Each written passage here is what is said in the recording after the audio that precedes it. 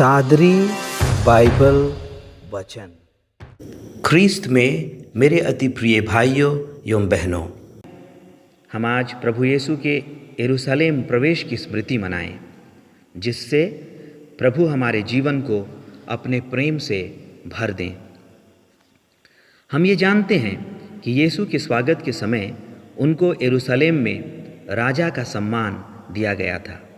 हम ये भी जानते हैं कि इसी राजा को बाद में कुकर्मी, घोर अपराधी, देशद्रोही और ईश निंदक का दंड, क्रूस पर अपमानजनक मृत्यु का दंड दिया गया। यीशु गधे पर सवार होकर यरूशलेम गए और ऐसा करते हुए उन्होंने एक बड़ा संदेश इस दुनिया को दिया कि वे असाधारण विनम्र राजा थे। उन्होंने कहा है, मुझसे सीखो, मैं स्वभाव से नम्र और विनीत हूँ। हम आज अपने लिए ये 3 बातें ठीक से नोट कर लें।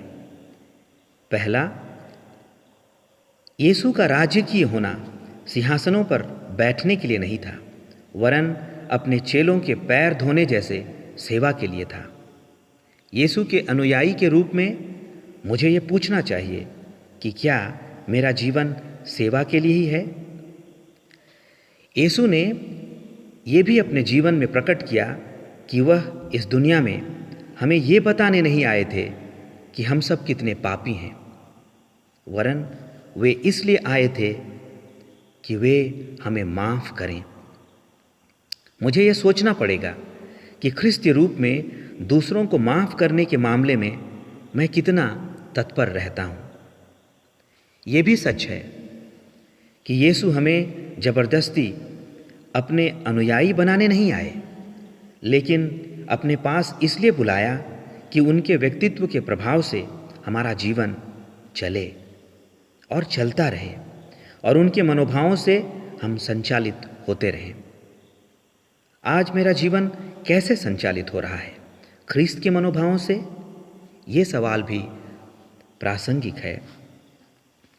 दुखभोग रविवार के दिन वास्तव में हम हमारा ध्यान दुखभोग में ही केंद्रित ना करें, लेकिन इस बात पर विचार करें कि यीशु उस दुख को सहर्ष उठाना स्वीकार क्यों किया। सिर्फ उसके हमारे प्रति बड़े प्रेम के चलते उन्होंने ये दुख सहा, केवल अपने प्रेम को प्रकट करने के लिए।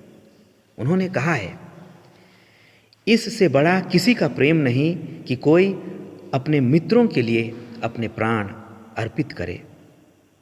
उनका कहना था, तुम एक दूसरे को प्यार करो जैसे मैंने तुमको प्रेम किया है।